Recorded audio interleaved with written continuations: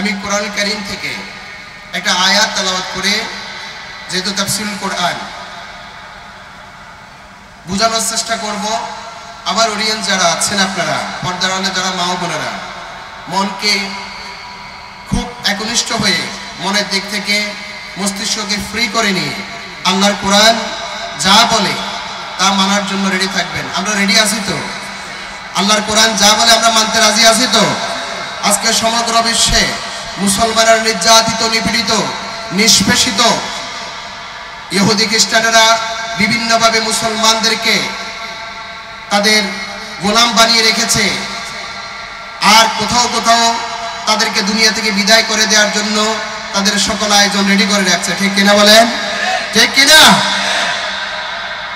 আমরা আল্লাহ রাব্বুল আলামিনকে আমাদের খালেক, মালিক, রাযিক সবকিছু মেনে নিয়েছি। আল্লাহর উপরে ভরসা যেহেতু করেছি, আমাদের তো ভয় পাওয়ার কোনো কারণ নাই। ঠিক কিনা? ওয়া ইয়াতাওয়াক্কাল আলাল্লাহ ফাহুয়া হাসবুহু। আল্লাহ বলেছেন যে যারা আল্লাহর উপর ভরসা করে, আল্লাহ তার জন্য যথেষ্ট। মুসলমানেরা কার উপর ভরসা করে? কার উপর ভরসা করে? আল্লাহর উপর ভরসা করে। আমরা সে আল্লাহ পেয়েছি যে আল্লাহ আমাদের জন্য যথেষ্ট। আল্লাহ যদি আমাদের জন্য যথেষ্ট হয়ে যান, আমাদের আর কোনো ভয়ের কোনো কারণ আছে?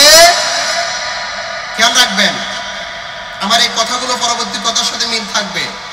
দ্বিতীয় নাম্বার হলো, আমরা এই পৃথিবীর শ্রেষ্ঠ সন্তান মুহাম্মদুর রাসূলুল্লাহ সাল্লাল্লাহু আলাইহি সাল্লামকে আদর্শ হিসেবে মেনে নিয়েছে। ঠিক কিনা? আল্লাহ রাব্বুল আলামিন বলেন, লাকাদ কানা লাকুম ফি রাসূলিল্লাহি উসওয়াতুন হাসানাহ। তোমাদের জন্য আমার রাসূলের জীবনে আদর্শ আছে। লিমান কানা ইয়ারজুল্লাহ, যে আশা করছে আল্লাহর সাথে সাক্ষাৎ করবে, ওয়াল ইয়াউমাল আখির, এবং পরকালকে যে বিশ্বাস করে, ওয়া যাকারাল্লাহ কাসীরা, আল্লাহকে বেশি বেশি করে স্মরণ করে, এই ব্যক্তি, এদের জন্য এদের জীবনের আদর্শ হচ্ছে মুহাম্মদুর রাসূলুল্লাহ সাল্লাল্লাহু আলাইহি সাল্লাম। আমরা আমাদের ব্যক্তিগত জীবনের আদর্শ মুহাম্মদুর রাসূলুল্লাহ সাল্লাল্লাহু আলাইহি সাল্লামকে পেয়েছি। আমরা আমাদের পারিবারিক জীবনের আদর্শ মুহাম্মদুর রাসূলুল্লাহ সাল্লাল্লাহু আলাইহি সাল্লামকে পেয়েছি। আমরা আমাদের ব্যবসা নীতিতে রাসূলের আদর্শ পেয়েছি, সমাজ নীতিতে রাসূলের আদর্শ পেয়েছি, রাষ্ট্রনীতিতে আমরা রাসূলের আদর্শ পেয়েছি। জীবনের প্রতিটি ক্ষেত্রে মুহাম্মদুর রাসূলুল্লাহ সাল্লাল্লাহু আলাইহি সাল্লামকে আমরা আদর্শ হিসেবে মেনে নিয়েছি, যে মুহাম্মদ সাল্লাল্লাহু আলাইহি সাল্লাম জীবনের সব ক্ষেত্রে সফল হয়েছেন। ঠিক কিনা? এটা শুধু ইসলামের কথা নয়, নন মুসলিম ওরিয়েন্টালিস্ট যারা, নন মুসলিম যারা দার্শনিক স্কলার যারা, তারাও সে কথা স্বীকার করে নিয়েছেন। ফ্রান্সের এলফোন দালামার্টিন তার গ্রন্থ হিস্ট্রো দালা তুর্কি, এই গ্রন্থে তিনি রাসূলের বর্ণনা দিতে গিয়ে বলছেন যে ফ্রান্স রাসূলের ব্যঙ্গচিত্র তৈরি করেছে, সেই ফ্রান্সের স্কলার, পৃথিবী বাসা স্কলার, তিনি রাসূলের বর্ণনা দিতে গিয়ে বলছেন একাধারে তিনি একজন পিতা, একজন স্বামী, একজন সমাজপতি, একজন সমরবিদ, একজন আইনবেত্তা, লেজিসলেটর, একজন রাষ্ট্রনায়ক, একজন সেনাপতি, মানবাধিকার কর্মী, এভাবে একের পর এক বর্ণনা দিতে দিতে সর্বশেষ এসে বললেন, is there any man greater than him? তার চেয়ে আর উত্তম কোন ব্যক্তি এই পৃথিবীতে হতে পারে? Is any man, is there any man?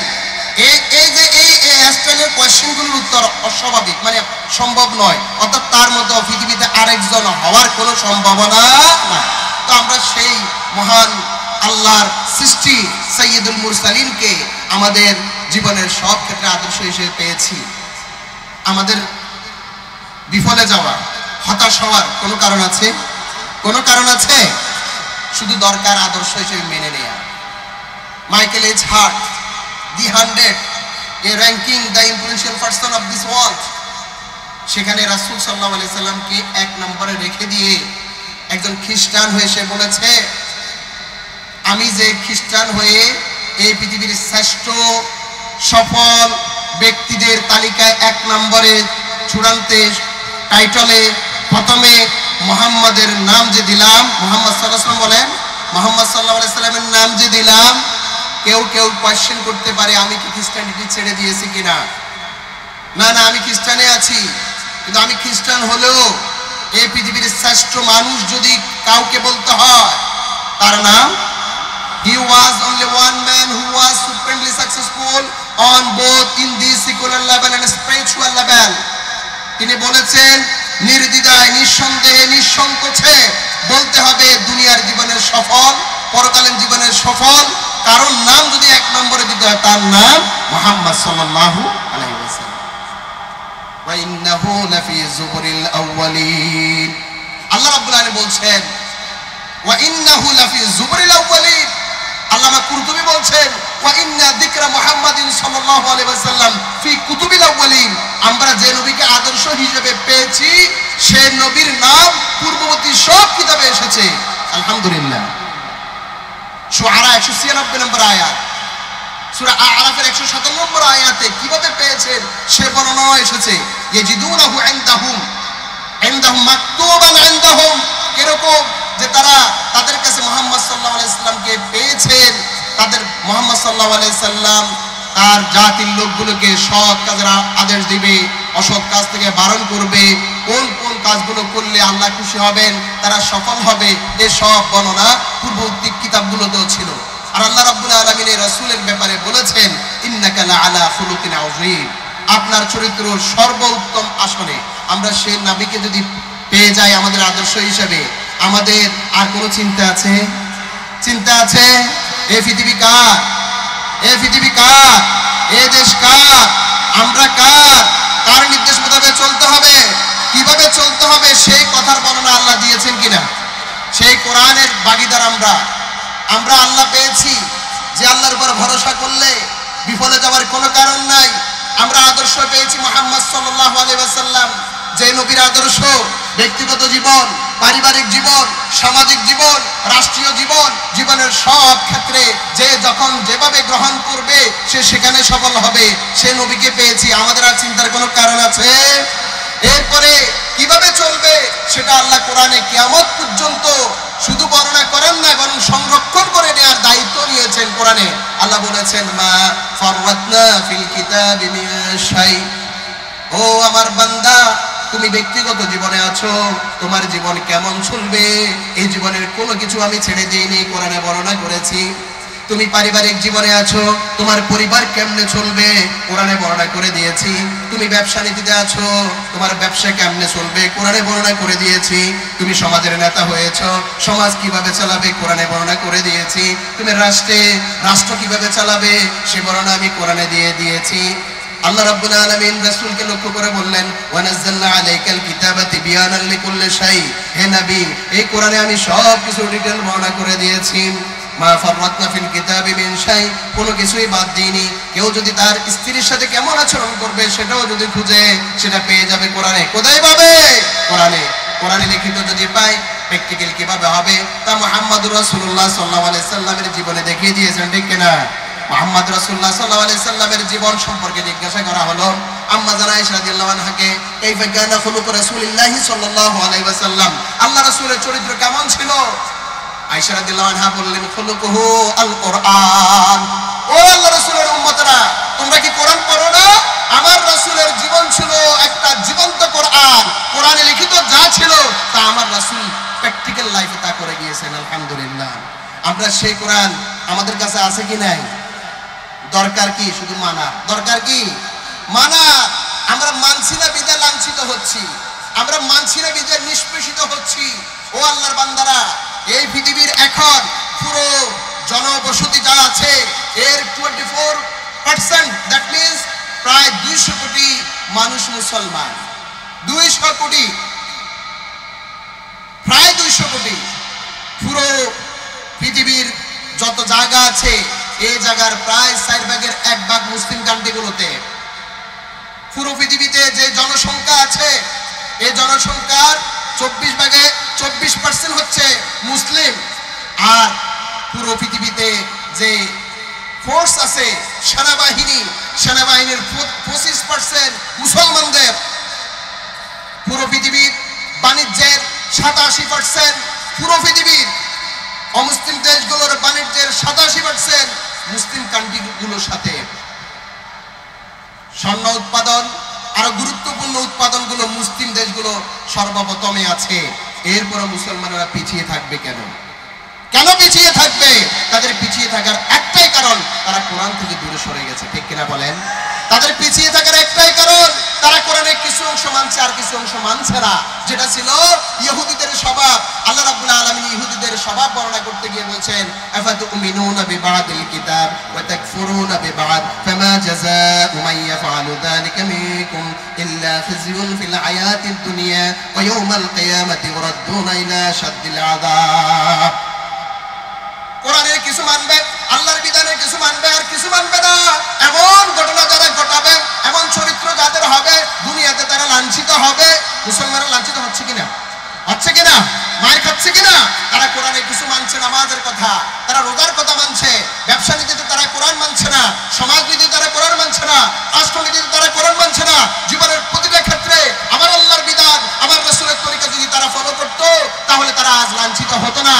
আবার এসে যেত ওমরের যুগ, আবার এসে যেত উসমান রাদিয়াল্লাহুর যুগ, আবার এসে যেত খোলাফায়ে রাশিদের যুগ, ঠিক কিনা? আমরা চাই কি চাই না? চাই কি চাই না?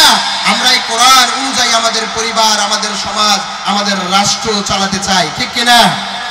আমাদের প্রধানমন্ত্রী তো বলেছেন যে মদিনার সনদ অনুযায়ী রাষ্ট্র চলবে।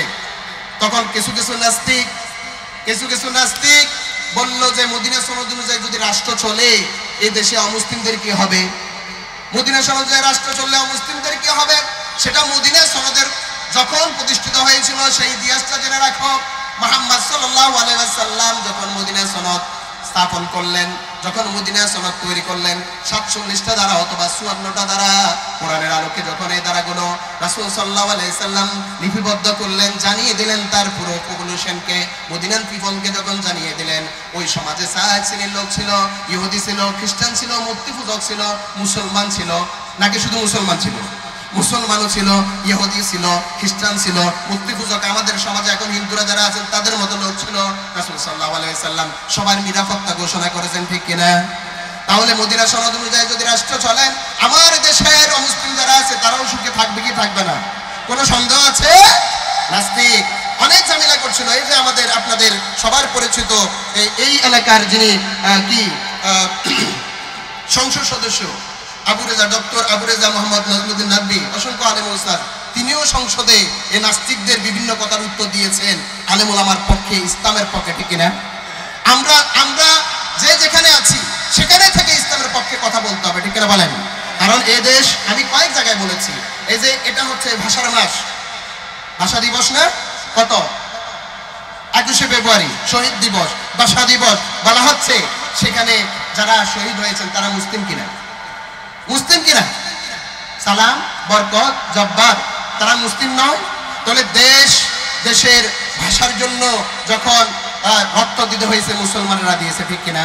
1971 সালে দেশ যখন স্বাধীন হয়েছে, এই দেশ স্বাধীন হওয়ার সময় যারা জীবন দিয়েছেন তাদের বেশিরভাগ মুসলমান কিনা?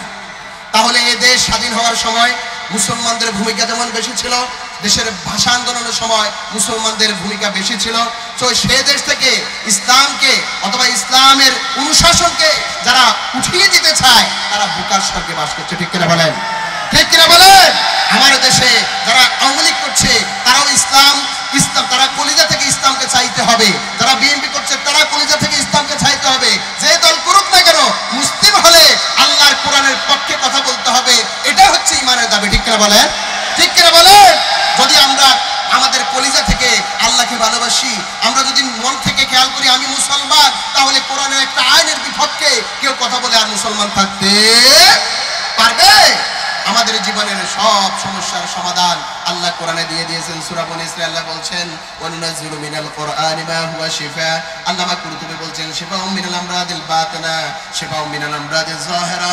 এই পৃথিবীর মানুষগুলোর আভ্যন্তরীণ যে সমস্ত সমস্যা আছে, শিরকি, কুফরি, নেফাকি, এগুলো দূর করার জন্য কোরআনের ভিতরে সমাধান আছে। বাহ্যিক যে সমস্ত সমস্যা, ব্যক্তিগত জীবনের সমস্যা, পারিবারিক জীবনের সমস্যা, রাষ্ট্রীয় জীবনের সমস্যা, সকল সমস্যার সমাধান কোরআনে আছে কি নাই? আছে কি নাই? সেই কোরআন থেকে একটু তেলাওয়াত করছি। আল্লাহ রাব্বুল আলামিন কোরআন কারীমে প্রত্যেকটা আয়াত, প্রত্যেকটা বিধান মানব জাতির কল্যাণে দিয়েছেন। সময় কম, অল্প সময় আমাকে শেষ করতে হবে। এজন্য আমি সেখান থেকে সূরাতুল বাকারা থেকে একটু তেলাওয়াত করছি। আউযু বিল্লাহি মিনাশ শাইতানির রাজীম, বিসমিল্লাহির রহমানির রহিম। اذكروني اذكركم واشكروني ولا تكفرون يا ايها الذين امنوا استعينوا بالصبر والصلاه ان الله مع الصابرين। কোন সূরা? কোন সূরা? সূরাতুল বাকারা। কোরআন কারীমে কয় সূরা? 114 সূরা। কোরআন কারীমে 114 সূরা, সেখান থেকে সূরাতুল বাকারার দুইটা আয়াত তেলাওয়াত করেছি। 152 নম্বর আয়াত, 153 নম্বর আয়াত। আমাদের মা বোনেরা যারা পর্দার আড়ালে আছেন খেয়াল করবেন, আর আমাদের ভাইরা যখন এখনো রাস্তায় আছেন আশা করি প্যান্ডেলে আসবেন। উপস্থিত যারা আছেন মুরব্বীরা, বাবারা, ভাইরা, বন্ধুরা, আপনারা অবশ্যই প্যান্ডেলে বসবেন। আল্লাহর কোরআনের এই মাহফিলে ফেরেশতাদের আগমন ঘটেছে। ইমাম মুসলিম সহিহ মুসলিমের 49তম অধ্যায় কিতাবুয যিকরি ওয়াদ দুআ ওয়াত তাওবা এর 11তম পরিচ্ছেদ বাবুল ইস্তিমা আলা তিলাওয়াতিল কোরআন, হাদিস নম্বর 7028, যেখানে কোরআনের মাহফিল হয় সেখানে আল্লাহর রহমত সরাসরি পড়ে, আল্লাহর ফেরেশতারা চতুর্দিকে বেষ্টনী দিয়ে রাখে, আল্লাহর পছন্দিদাদের দেহকে আচ্ছাদন দিয়ে রাখে, আর আল্লাহ রাব্বুল আলামিন আল্লাহর আরশে আলোচনা করে থাকেন। সুবহানাল্লাহ। কোথায় কোথায় কোথায়? আল্লাহর আরশে। ইমাম মুসলিম সহিহ মুসলিমে হাদিসটা বর্ণনা করেছেন।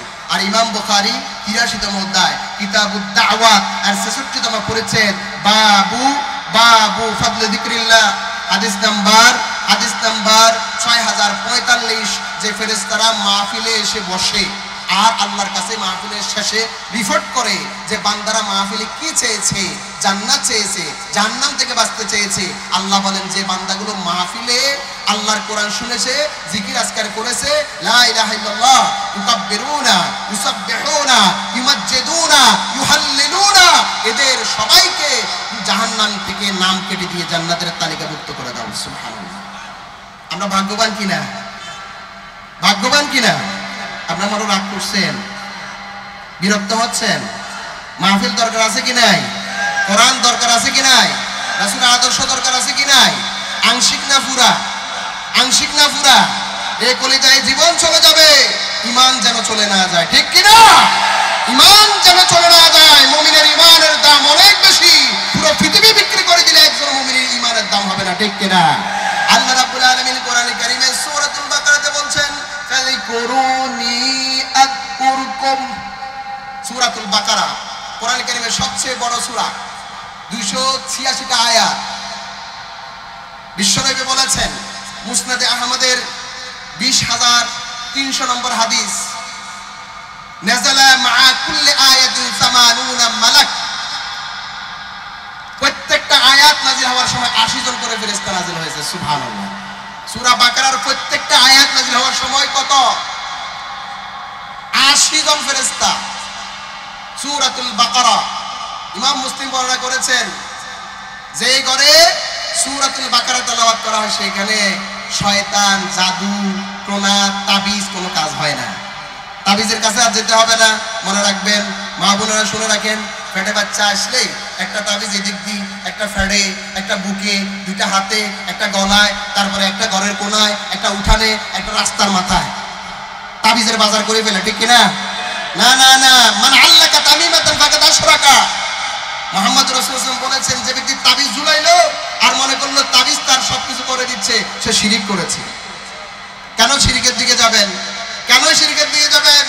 আল্লাহ রাসূল তো বর্ণনা করে দিয়েছেন, যেই ঘরে সূরাতুল বাকারা তেলাওয়াত হয় শয়তান, জিনের আসর কোনো কিছুই থাকবে না। আলহামদুলিল্লাহ বলেন। এই কিছুর সমাধান আছে কি নাই? আছে কি নাই? আরেকটা হাদিস শুনেন, সেটা শুআবুল ঈমান, শুআবুল ঈমানের 2188 নম্বর হাদিস। বিশ্বনবী বলেছেন, কোন ঘরে যদি সূরাতুল বাকারার 10টা আয়াত তেলাওয়াত হয় সকালে আর সন্ধ্যায়, সকালে তেলাওয়াত করলে সন্ধ্যা পর্যন্ত, সন্ধ্যা তেলাওয়াত করলে পরবর্তী সকাল পর্যন্ত, ওই ঘরে জাদু, টোনা, বান, জিন কোনো ক্ষতি করতে পারে না। সুবহানাল্লাহ।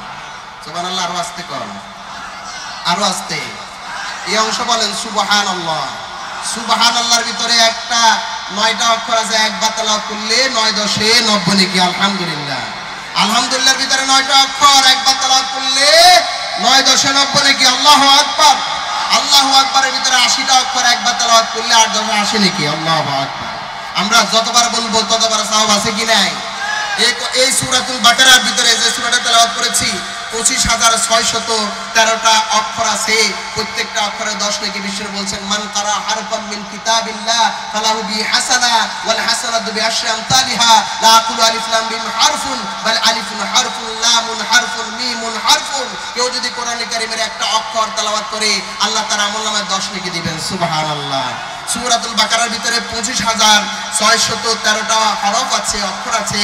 একবার যদি কেউ সূরাতুল বাকারা তেলাওয়াত করে তার আমলনামায় আল্লাহ রাব্বুল আলামিন দান করবেন 2,56,130টা নেকি। সুবহানাল্লাহ। সূরাতু আলে ইমরানে আছে 14,605টা হরফ। কেউ যদি সূরাতু আলে ইমরান তেলাওয়াত করে আল্লাহ তার আমলনামায় 1,46,050 নেকি দান করবেন। এভাবে প্রত্যেকটা সূরার হরফের অক্ষর বর্ণনা করেছেন এবং গবেষণা করেছেন, গবেষকরা বের করছেন উৎস দেওয়ার জন্য। রাসূল হাদিসে উৎস দিয়েছেন। একটু তেলাওয়াত করলাম, একটু সওয়াব আসলো, আর একটু তেলাওয়াত করলাম, আর একটু সওয়াব আসলো। সূরাতুল ফাতিহা যেটা প্রত্যেক রাকাতে আমরা তেলাওয়াত করি, এখানে 120টা হরফ আছে। কেউ যদি একবার তেলাওয়াত করে আল্লাহ তার আমলনামায় 1200 নেকি দান করেন। সুবহানাল্লাহ। কেউ যদি সূরাতুন নাস, এখানে 80টা হরফ আছে, কেউ যদি একবার তেলাওয়াত করে আল্লাহ তার আমলনামায় 800 নেকি দান করেন। সুবহানাল্লাহ। পুরো কোরআন কারীমে 3,15,000-এর মতো হরফ আছে। কেউ যদি একবার পুরো কোরআন খতম করে আল্লাহ তার আমলনামায় 32 লাখ সওয়াব দান করবেন। সুবহানাল্লাহ। ন্যূনতম, আল্লাহ আরো বেশি দিতে পারেন কি পারেন না, কিন্তু ন্যূনতম 10, 3,15,000-এর মতো হরফ। আমরা সেই কোরআন পেয়ে গেছি। যত পড়ি তত সওয়াব, যত পড়ি তত সওয়াব, যত অর্থ সহ অধ্যয়ন করি তত চোখ খুলে যায়। ওয়াইদা ক্বরাতাল কোরআন জাআলনা বাইনাকা ওয়া বাইনাল্লাযীনা, আল্লাহ বলছেন যারা কোরআন তেলাওয়াত করে তার মাঝে আর যারা কোরআন তেলাওয়াত করে না তাদের মাঝে একটা পার্টিশন তৈরি করে দিয়ে অদৃশ্য। কোরআন তেলাওয়াত করেছেন, কোরআনের ভিতরে মা বাবার সাথে সুন্দর আচরণের কথা বলা আছে, সেই মা বাবার সাথে সুন্দর আচরণ করে। আর যে মা কোরআন তেলাওয়াত করলো না, মা বাবার সাথে সুন্দর আচরণ কেমন হবে সে জানে না। এই জন্য যে কোরআন তেলাওয়াত করলো, মা বাবার সাথে সুন্দর আচরণ করলো, তার সাথে মধ্যখানে একটা পার্টিশন তৈরি হলো। কোরআন তেলাওয়াত করলো, কোরআন বলছে সুদ খাওয়া যাবে না। কোরআন কারীমে সূরাতুল বাকারার 279 নম্বর আয়াতে বলছে খবরদার, সুদ খাওয়া মানে আল্লাহ এবং রাসূলের সাথে যুদ্ধ ঘোষণা করা, রাসূলের বিরুদ্ধে যুদ্ধ ঘোষণা করা। এই ব্যক্তি এই আয়াতটা তেলাওয়াত করার পরে তার ভিতরে একটা অনুভূতি আসলো, সে সুদ ছেড়ে দিয়েছে। আর একজন কিন্তু সুদ খাচ্ছে, সে কোরআন তেলাওয়াতও করেনি, অনুভূতিও আসেনি। তার মাঝে আর তার মাঝে মধ্যখানে পার্টিশন তৈরি হয়েছে কি হয় নাই? হয়েছে কি হয় নাই? আমরা তো কোরআন তেলাওয়াত করবো তো ইনশাআল্লাহ, করবো কিনা ইনশাআল্লাহ? আল্লাহ রাব্বুল আলামিন বললেন ফাযকুরুনি আযকুরুকুম ওয়াশকুরুলি ওয়ালা তাকফুরুন। ও আমার বান্দারা, ও আমার বান্দারা, আমাকে বেশি করে স্মরণ করো, আমিও তোমাকে স্মরণ করব, আমিও তোমাদের স্মরণ করব। দেখেন শর্ত, তোমরা আমাকে স্মরণ করো, আমি তোমাদের স্মরণ করব। দেখেন এরপরে কি বললেন? আমার শুকরিয়া আদায় করো, আমার কুফরি করো না। তিনটা কথা, আল্লাহ স্মরণ, শুকরিয়া আদায়, কুফরি না করা। খুব গুরুত্বপূর্ণ, খুব গুরুত্বপূর্ণ। 1 নম্বর হলো জিকির, 8 নম্বর হলো শুকর, 8 নম্বর হলো কুফর। খেয়াল রাখবেন। আমি শুধু এই আয়াত শেষ করতে পারলে পরবর্তী আয়াত শুরু করব, যেহেতু এরপরে আজান আছে, নামাজ আছে, আমাকে অন্যদিকে যেতে হবে। তাছাড়া এরপরেও আরো আলোচক আছেন, যারা আপনারা ভাগ্যবান এসে গেছেন, আমার আলোচনাগুলো ইনশাআল্লাহ বুঝবেন। সহজ ভাষা বলার চেষ্টা করছি। প্রথম হলো আল্লাহ বলছেন জিকির করো, আমাকে স্মরণ করো, আমি তোমাদের স্মরণ করব। হাদিসে কুদসি মুহাম্মদুর রাসূলুল্লাহ সাল্লাল্লাহু আলাইহি সাল্লাম বলেছেন, আল্লাহ বলেছেন। হাদিসে কুদসি কাকে বলে? যে হাদিসে বলা হয় মুহাম্মদ সাল্লাল্লাহু আলাইহি সাল্লাম বলেছেন কি আল্লাহ বলেছেন বলা আছে, এগুলোর নাম কি? হাদিসে কুদসি। হাদিসে কুদসি হলো কোরআনের পরে অবস্থান, অন্য হাদিসের উপরে এটার মান। হাদিসে কুদসি কি? আল্লাহ রাব্বুল আলামিন বললেন বান্দা যখন আমাকে নিজে নিজে স্মরণ করে, আমি বান্দাকে তখন নিজে নিজে স্মরণ করি। সুবহানাল্লাহ। আরো জোরে সুবহানাল্লাহ, আরো জোরে সুবহানাল্লাহ। আল্লাহু আকবার, আল্লাহু আকবার, আলহামদুলিল্লাহ। বান্দা যখন আমাকে স্মরণ করে, আমি বান্দাকে সাথে সাথে স্মরণ করি। এটা কেমন সাথে সাথে? লাইট সুইচ টিপার সাথে সাথে আলো জ্বলে কি জ্বলে না, এটা আমাদের বোঝার জন্য বলছি, কিন্তু আল্লাহর জন্য এই টাইমের কোনো দরকার নাই। আমি মাহমুদ আল্লাহকে স্মরণ করলাম, আল্লাহ মাহমুদকে স্মরণ করছে। বলছেন কে? আল্লাহ নিজে। সুবহানাল্লাহ, সুবহানাল্লাহ। দেখুন এরপরে বান্দা যখন আমাকে একটা মজলিসে, ভরা মজলিসে স্মরণ করে, ফি মালাইন, একটা মজলিসে স্মরণ করলো, আমি আল্লাহ ওই বান্দাটাকে এই মজলিস থেকে আরো বড় মজলিসে স্মরণ করি। সুবহানাল্লাহ। ফেরেশতাদের মজলিস ছোট না বড়? ছোট না বড়? আল্লাহ বলছেন বান্দা যখন আমাকে স্মরণ করে আমি বান্দাকে স্মরণ করি, বান্দা যখন আমাকে একটা মাজলিসে স্মরণ করে সেই মাজলিস থেকে আরো অনেক বড় মাজলিসে আমি সেই বান্দার কথা উল্লেখ করে থাকি, স্মরণ করে থাকি। স্মরণ যিকির, আল্লাহ বললেন ইয়া আইয়ুহাল্লাযীনা আমানু যিকুরুল্লাহা যিকরান কাসীরা ওয়াসাব্বিহুহু বুকরাতান ওয়া আসীলা। মুমিনেরা তোমরা স্মরণ করো বেশি বেশি করে আল্লাহকে, সকাল আর সন্ধ্যায়। আল্লাহ রাব্বুল আলামিন বললেন ফাযকুরুল্লাহা কিয়ামান ওয়া কুউদান ওয়া আলা জুনুবিকুম, তোমরা আল্লাহকে স্মরণ করো when you are standing, when you are যখন তোমরা দাঁড়ানো আছো, when you are sitting down যখন বসে আছো, laying down যখন শায়িত আছো। আল্লামা ইবনে কাসির বলছেন তার মানে হলো সাইরা আহওয়ালিকুম, তোমাদের প্রত্যেকটা সময়ে স্মরণ করবা কাকে? কাকে? জিকির। জিকির দুই প্রকার। কয় প্রকার? জিকির দুই প্রকার। জিকির মানে স্মরণ করা, মনের ভিতরে উপস্থিত করা। আমি এখন স্মরণ করছি আল্লাহকে, আল্লাহ দেখে জিকরুল্লাহ মানে আমার মনে আল্লাহকে আনছি। খেয়াল রাখবেন, আমার মনে আল্লাহকে আনছি। এখন আমি স্মরণ করছি আমার মাকে, আমার মাকে কলবে খেয়াল করছি। আমি এখন স্মরণ করছি আমি একটা ঘটনাকে আমার মনে আনছি। জিকির মানে ইস্তাহদারা শাই, কে কোনো একটা জিনিসকে অন্তরের ভিতরে উপস্থাপন করা, পেশ করা, খেয়াল করা। খুব খেয়াল রাখবেন। রাগ করতেছেন? বুঝতে কষ্ট হচ্ছে? আমাদের আলোচনায় কোনো গল্প গুজব নাই, আমাদের আলোচনায় অযথা গান টান গাইবার টাইম নেই। আমরা অল্প যে কিছুক্ষণ কথা বলি, কোরআন আর হাদিস বলেও শেষ করতে পারি না। আলহামদুলিল্লাহ বলেন, আলহামদুলিল্লাহ বলেন। যে জিকির মানে কোনো কিছুকে স্মরণ করা, তো জিকরুল্লাহ মানে আল্লাহকে মনের ভিতরে আনা। তো কতক্ষণ আনবো? খেয়াল রাখবেন, জিকির দুই প্রকার, জিকরে আম, জিকরে খাস। জিকরে আম হলো 24টা ঘন্টা আমার প্রতিটা মুহূর্তে আমি আমার আল্লাহকে স্মরণ করব। এই কথা আল্লাহ বলছেন ফাযকুরুল্লাহা কিয়ামান ওয়া কুউদান ওয়া আলা জুনুবিকুম, তোমরা তোমাদের দাঁড়ানো অবস্থায়, বসা অবস্থায়, শায়িত অবস্থায়, ইয়ানি সাইরা আহওয়ালিকুম, তোমাদের সর্ব অবস্থায়, বিল লাইলি ওয়ান নাহার, বিল বাররি ওয়াল বাহার, ফিস সাফারি ওয়াল হাদার, ফিল গানা ওয়াল ফাকর, ফিস সাকামি ওয়াস সাহা, ফিস সিররি ওয়াল আলানিয়া ওয়া আলা কুল্লি হালিন। মানে হলো তোমরা সুখে আছো স্মরণ করবা আল্লাহকে, তোমরা দুঃখে আছো স্মরণ করবা আল্লাহকে, তোমরা কি স্বাবলম্বী অবস্থায় আছো আল্লাহকে স্মরণ করো, দারিদ্র অবস্থায় আছো আল্লাহকে স্মরণ করো, সফরে আছো আল্লাহকে স্মরণ করো, ঘরে আছো আল্লাহকে স্মরণ করো, রাতের বেলা আল্লাহকে স্মরণ করো, দিনের বেলা আল্লাহকে স্মরণ করো, ব্যবসাতে আল্লাহকে স্মরণ করো, গাড়িতে আল্লাহকে স্মরণ করো, হাঁটতে আল্লাহকে স্মরণ করো, বাথরুমে যাচ্ছ আল্লাহকে স্মরণ করে ঢুকো, বাথরুম থেকে বের হয়েছো আল্লাহকে স্মরণ করো, মসজিদে ঢুকো আল্লাহকে স্মরণ করো, মসজিদ থেকে বের হচ্ছ আল্লাহকে স্মরণ করো, বিয়ের সময় আল্লাহকে স্মরণ করো, খাওয়ার সময় আল্লাহকে স্মরণ করো। ইয়ানি সাইরা আহওয়ালিকুম, তোমাদের জীবনের প্রতিটা মুহূর্তে স্মরণ করবা কাকে? কাকে?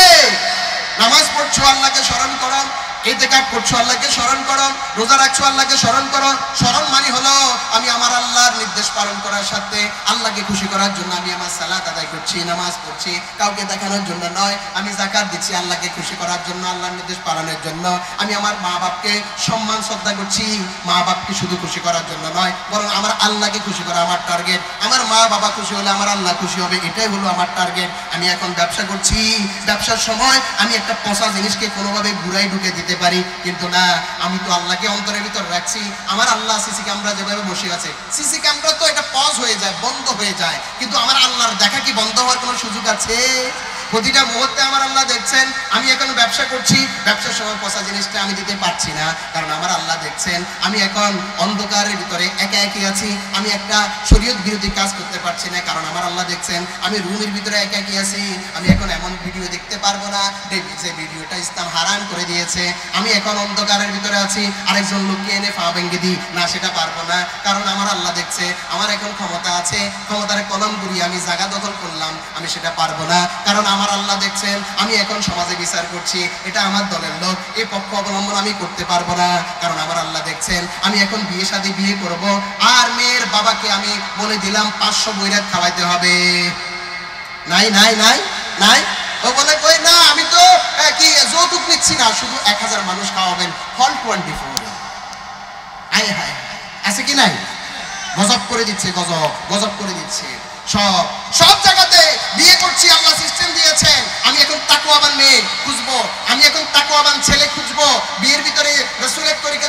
সেটা, কারণ আমার আল্লাহ দেখতেছেন, আমি আমার আল্লাহকে স্মরণ করছি।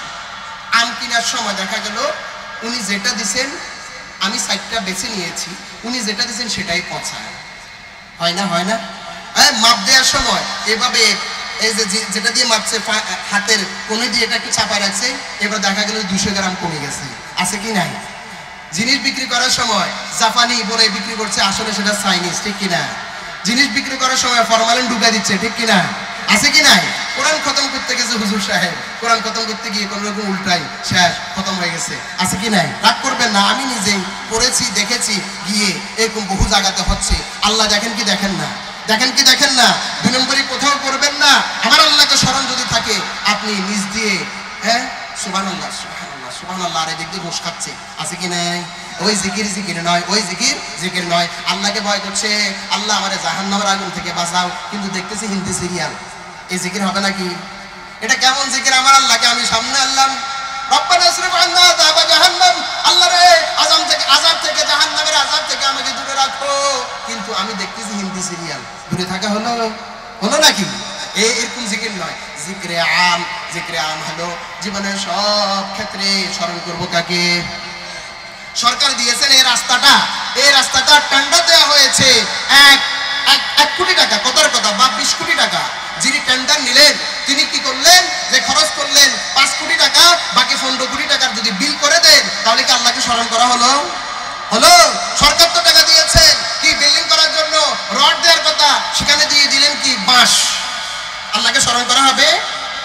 8:30 পারবো? 8:30 থেকে গিয়ে বাসখালী যেতে পারবো ইনশাআল্লাহ? আলহামদুলিল্লাহ বলেন, আলহামদুলিল্লাহ বলেন। 8:30 পর্যন্ত সময়, ইনশাআল্লাহ আরো কিছু সময় আছে। আচ্ছা বলেন, আল্লাহকে যদি স্মরণ করে কোনো ব্যক্তি, তাহলে সে কি এই যেখানে রড দেওয়ার কথা সেখানে বাঁশ দিতে পারে?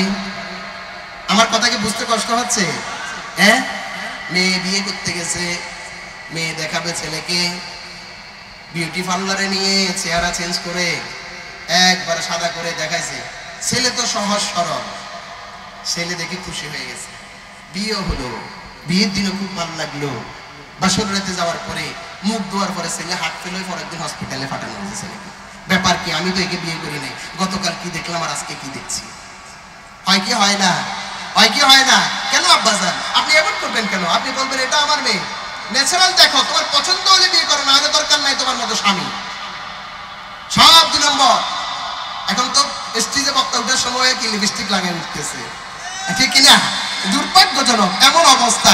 এই যে মানে টাইটেল দিতে দিতে আগে পরে দিছে, আমি এটা নিয়ে অনেক লেখালেখি করেছি। কেন আপনি এরকম করবেন? ওই যে একবার কাকারা গিয়েছিলাম, আয়োজকদের জন্য এখানে কথা থাকবে, আমাকে ঘোষণা দেওয়া হচ্ছে আমি ঢাকা থেকে আগত, বিটিভির ভাষ্যকার, তারপর এটা সেটা আজে বাজে, আমি কোনো আলোচনাই করতে পারি নাই, কারণ সবটা মিথ্যা। বিশ্ববিদ্যালয়ের সহকারী অধ্যাপক, আর বাকি যে আর কি দরকার আছে? একটা মসজিদের প্রতিবার কি দরকার আছে? দেখাচ্ছে ওখানে এটা সেখানে সেটা, কসু, ঠিক কিনা?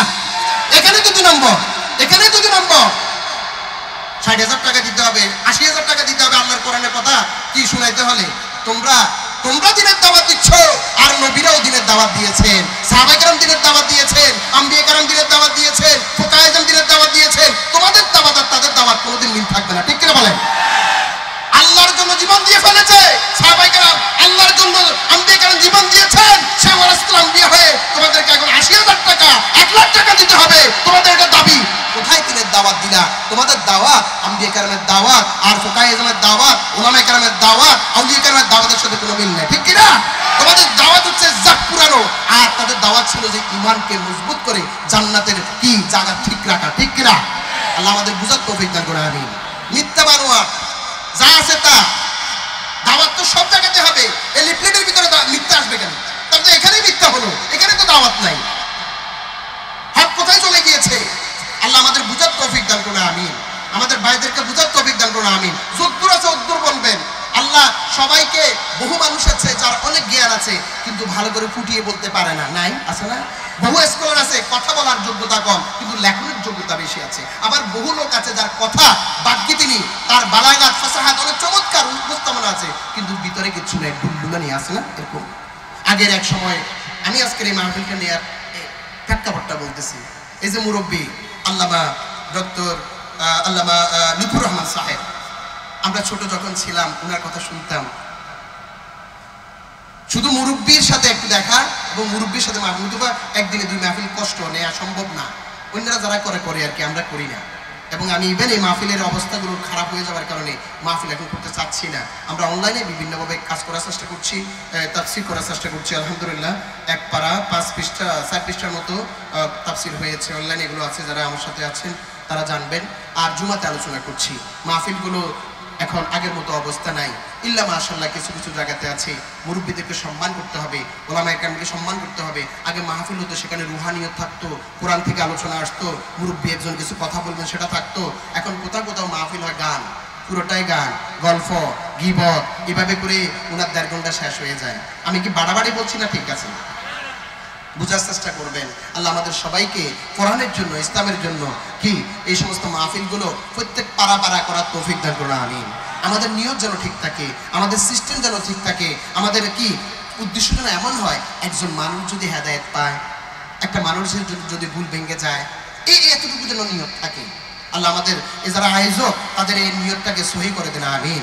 তাদের যাদের নিয়ত সহি, তাদের এই আমলকে আল্লাহর দরবারে কবুল করেন, আমিন। আল্লাহ রাব্বুল আলামিন বলছেন, ফাযকুরুল্লাহ, তোমরা আল্লাহকে স্মরণ করো। দেখেন, জিকিরে আম বলছি।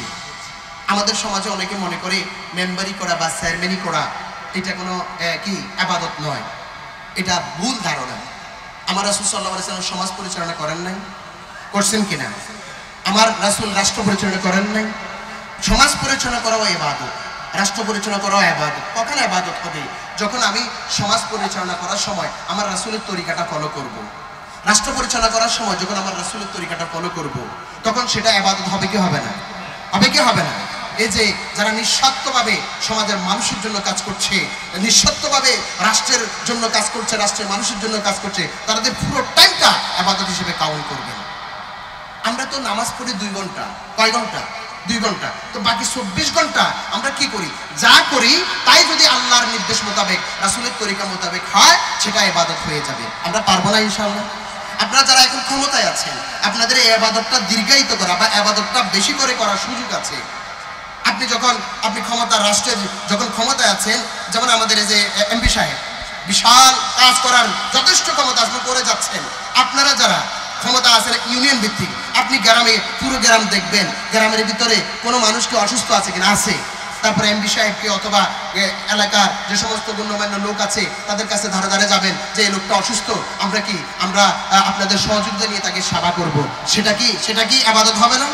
হবে কি হবে না? এই লোকের ঘর ভেঙে আছে, এই লোকের ঘর ভেঙে আছে। আরে আল্লাহ রাব্বুল আলামিন তো হাসর মাঠে বলবেন, মুসলিম শরীফের হাদিস, ও বনি আদম, ইবনে আদম, ও বনি আদম, আমি তো অভুক্ত ছিলাম, আমাকে যদি খাওয়াইতা তাহলে আজকে আমি তোমাকে এই কঠিন মুসিবতের সময় সহযোগিতা করতাম।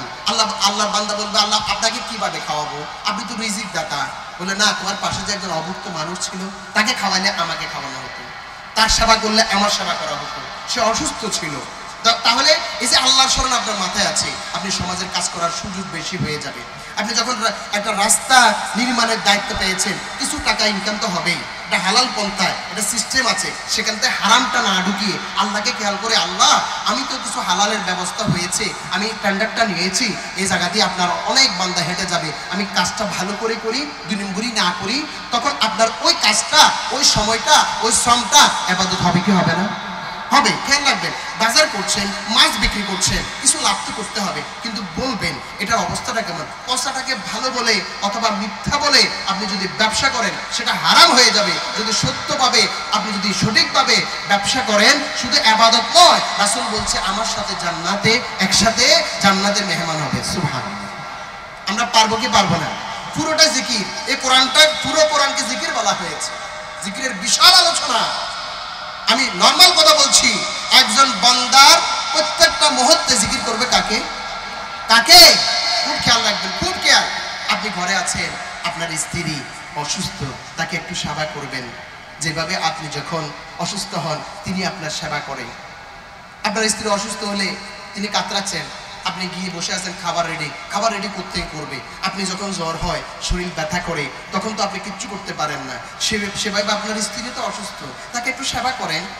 রাসূল সেবা করেন নাই, খেদমত করেন নাই, মানে যখন আয়েশা রাদিয়াল্লাহু আনহা রান্না বান্নাতে সহযোগিতা করেছেন, এটাও জিকির। আল্লাহকে খেয়াল করতে হবে, কারণ কি রাসূল বলছেন ইন্নাকুম আকাসতুমুহুন্না বিআমানাতিল্লাহ, তোমরা তাদেরকে গ্রহণ করেছো। কোন সময়? যখন গ্রহণ করছো আল্লাহকে হাজির নাজির জেনে আল্লাহর আমানতে তাদেরকে গ্রহণ করছো। আল্লাহ আমাদের বুঝার তৌফিক দান করে, আমিন। আল্লাহ বললেন ফাযকুরুনি আযকুরকুম ওয়াশকুরুলি ওয়ালা তাকফুরুন। জিকির খেয়াল রাখবেন খুব বেশি করে, জিকরে আম আর একটা হলো জিকরে খাস। জিকরে খাস কি?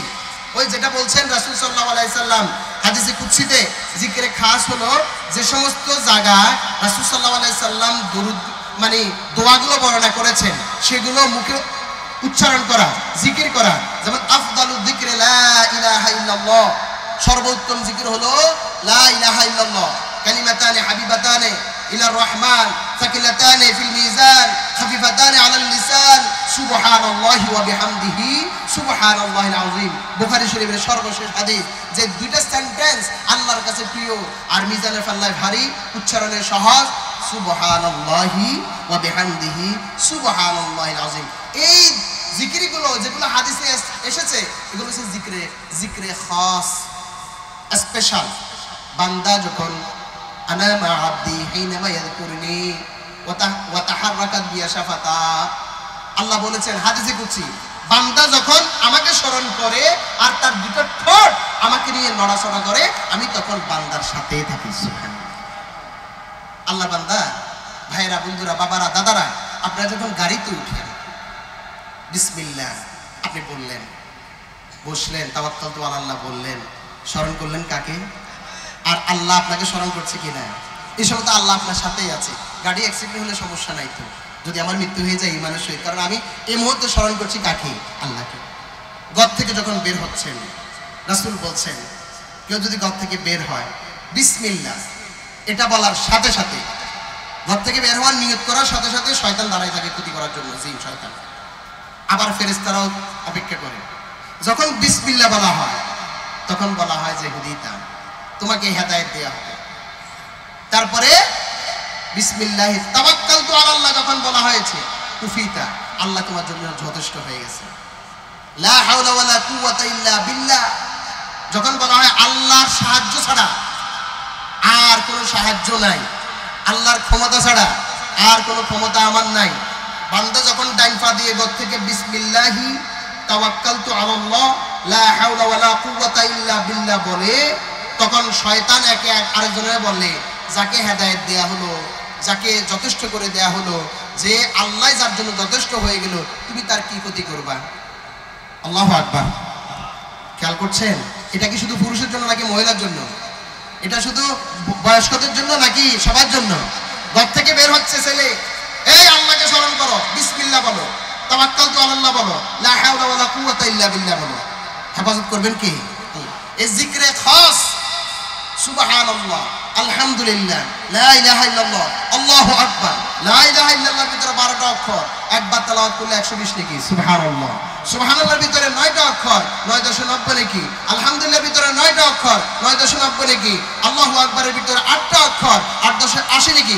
যতবার বলবে ততবার থাকবে। সকল জিকিরের ভিতরে শ্রেষ্ঠ জিকির হলো লা ইলাহা ইল্লাল্লাহ। ওই জটটাতে যাবেন না, ইল্লাল্লাহ জিকির জায়েজ আছে নি? লা ইলাহা ইল্লাল্লাহ। আর হাদিসে আসছে লা ইলাহা ইল্লাল্লাহ, এই সেন্টেন্স কি উচ্চারণ করতে কি নিঃশ্বাস বন্ধ হয়ে যাচ্ছে? এটা কি বড়? তো ভেঙে ফেলার দরকার কি? অসম্পূর্ণ রাখার দরকার কি? লা ইলাহা, কোনো মাবুদ নাই, এই কথাটা তো কুফরি কথা। কোনো মাবুদ আছে কি নাই? আছে কি নাই? ইল্লাল্লাহ, আল্লাহ ছাড়া। এজন্য একসাথে বলবেন লা ইলাহা ইল্লাল্লাহ। জিকিরে উত্তম জিকির, রাতে ঘুমানোর সময় উযু করে নামাজ পড়ে ডান কাত হয়ে শুয়ে আল্লাহর নাম নিয়ে জিকির করতে করতে ঘুমিয়ে গেলেন, দেখবেন আপনি সকালবেলা যখন উঠতেছেন যেন কলব জিকির ওটাই চলতেছে মুখে। সুবহানাল্লাহ। আপনি গাড়িতে যখন উঠলেন আল্লাহ আল্লাহ অথবা লা ইলাহা ইল্লাল্লাহ, লা ইলাহা ইল্লাল্লাহ জিকির করতে করতে দেখবেন ঘুম চলে আসছে, আপনি হঠাৎ জাগরিত হলে মনে হবে যেন মুখ মুড়তেছে। সুবহানাল্লাহ। এমন করে নিতে হবে, হুঁচট খেলে ও বাপরে বলে না নাকি, ও বাপলে এরকম বলা যাবে নাকি? আল্লাহ বলে উঠতে হবে, অর্থাৎ অটো যেন মুখ থেকে কি বের হয়? আল্লাহ শব্দটা যেন বের হয়। জিকির খেয়াল রাখবেন। শুধু জিকিরটাকে যদি আমরা মানে ঠিক মতো করতে পারি, ওরকম জিকির হবে না সুবহানাল্লাহ সুবহানাল্লাহ, আর ঘোষাচ্ছে জ্যাক খুলে দিচ্ছে সুবহানাল্লাহ সুবহানাল্লাহ, জ্যাক খুলে রাখছে, এটা কি জিকির হলো? খেয়াল রাখবেন। আল্লাহ রাব্বুল আলামিন বললেন ফাযকুরুল্লাহ কিয়ামান ওয়া কুউদান ওয়া আলা জুনুবিকুম। বিশ্বনবী সাল্লাল্লাহু আলাইহি সাল্লাম প্রায় প্রত্যেক ফরজ নামাজের পরে সুবহানাল্লাহ 33 বার, সুবহানাল্লাহ 33 বার, আলহামদুলিল্লাহ 33 বার, আল্লাহু আকবার 34 বার উচ্চারণ করতেন। আরেক বর্ণনা মতে 10 বার 10 বার। আমাদের এই জিকিরটা উঠে গেছে, এই আমলটা টোটালি উঠে গেছে। আমরা মুনাজাত করছি, এখানে শেষ। বিশ্বনবী তো ফরজ নামাজের পরে নিজে সামষ্টিকভাবে মুনাজাত করেন নাই, কিন্তু ফরজ নামাজের পরে দোয়া কবুলের সময় এটা রাসূল উল্লেখ করেছেন। তো আমরা দোয়াও করব, জিকিরগুলো কন্টিনিউ রাখবো। এই যে জিকির সুবহানাল্লাহ, আলহামদুলিল্লাহ, লা ইলাহা ইল্লাল্লাহ, আল্লাহু আকবার, অন্তত 33 বার না পারলেও 10 বারের হাদিসের উপর আমল করব। পারবো না ইনশাআল্লাহ? পারবো কিনা? তাহলে এতটুকুর ভিতরে খেয়াল রাখেন, আমরা আমাদের জীবনের প্রতিটা মুহূর্তে স্মরণ করব কাকে? ফরমালি ইনফরমালি বিয়ে হবে, বিয়ের ঘটনা ঘটবে। আল্লাহ বলছেন কি রকম রাসূলের মাধ্যমে, ওমা ইয়ানতাকু আনিল হাওয়া ইন হুয়া ইল্লা ওয়াহয়ুন ইউহা। আমার রাসূল যাই বলেন আল্লাহর প্রত্যদেশ ওহী ছাড়া নিজের থেকে কিছুই বলেন না। ওয়ালাউ তাকাওয়ালা আলাইনা বা'দানা কাওয়িল। আল্লাহ বলছেন আমার রাসূল যদি কোনো কথা আমার কথা হিসেবে চালিয়ে দেয়, নিজের পক্ষ থেকে যদি কিছু উলটপালট করে, আমি ডাইন হাত ধরব টেনে, এরপরে এই রক কেটে দিব। আল্লাহু আকবার। এটা কেন? শক্ত করে বলছেন যে আমার রাসূল যে নির্দেশনা দিয়েছেন সেটা আমার রাসূল যে নির্দেশনা দিচ্ছেন সেটা আমার আল্লাহর পক্ষ থেকে, ঠিক কিনা? ওমা আতাকুমুর রাসূলু ফাখুযুহু ওয়া মা নাহাকুম আনহু ফান্তাহু। আমার রাসূল যা করার জন্য বলেন, যা নিয়ে এসে তোমরা তা করো, আর যা থেকে তোমাদেরকে নিষেধ করেন তা থেকে তোমরা দূরে থাকো। তাহলে বিয়ের সময় আমার যদি আল্লাহর স্মরণ থাকে, আমার রাসূল বিয়ের ক্ষেত্রে যা যা বলছেন তাই পালন করব, ঠিক কিনা? বাজারের সময়, বিক্রির সময়, ব্যবসার সময় মুরব্বীদের সাথে দেখা হলে কেমন করতে হবে, মা বাবার খেদমত কেমন করতে হবে, কোরআন হাদিসে আছে কি নাই? বহু বাপ কাঁদে, এই যে আমাদের কি একটা ছেলে নাসির না, এটা আরেকজনের বউ বিয়ে করে ফেলেছে। বিয়ে হয়েছে নাকি? আল্লাহ স্মরণ নাই, বন্দা স্মরণ নাই, ফেরত আরেকজনের মেয়ে বিয়ে করে ফেলছে, বউ বিয়ে করে ফেলছে, এখনো তালাক নামা হয় নাই। আর তোমরা যারা ইয়াং যুবক আছো, আব্বা আমাকে বাদ দিয়ে চুরি করে বিয়ে করে ফেলো। আল্লাহ স্মরণ কই? আল্লাহ বলছেন তোমার বাবা আর মা তোমার জান্নাত আর জাহান্নাম। বাপ মাকে বাদ দিয়ে তুমি যে চুরি করে বিয়ে করলে, আল্লাহ স্মরণ করলে না, বাবার মাকেও স্মরণ করলে না। যে মা তোমাকে গর্ভে ধারণের সময় কত না কষ্ট করেছে, 4 বছর তোমার পায়খানা পরিষ্কার করেছে, 2 বছর দুধ পানের সময় ঘুম হারাম করে দিয়েছে, সেই মাকে বাদ দিয়ে করছো কি? বাপ মা তোমাকে স্কুল কলেজ বিশ্ববিদ্যালয়ে পাঠাচ্ছে, সেখানে তোমরা জুবরির ভিতরে দুজন কুপুরি করতেছো। আছে কি নাই? আছে কি নাই? আল্লাহ স্মরণ রাখো। এই মুহূর্তে যদি আজরাইল আসে কেমন হবে তোমার? এই মুহূর্তে অসৎকর্ম করা অবস্থা যদি আজরাইল মানে মৃত্যুর দূত এসে যায়, তোমার মৃত্যুটা কি অবস্থা হবে? স্মরণ কাকে করবা? আল্লাহ রাব্বুল আলামিন বলছেন ওয়ালাউ তারা, আপনি যদি দেখতেন, আপনি যদি জানতেন, যখন মুমিনদের মৃত্যুর সময় ফেরেশতা উপস্থিত হয়, মুমিন কি বলে? সালাম।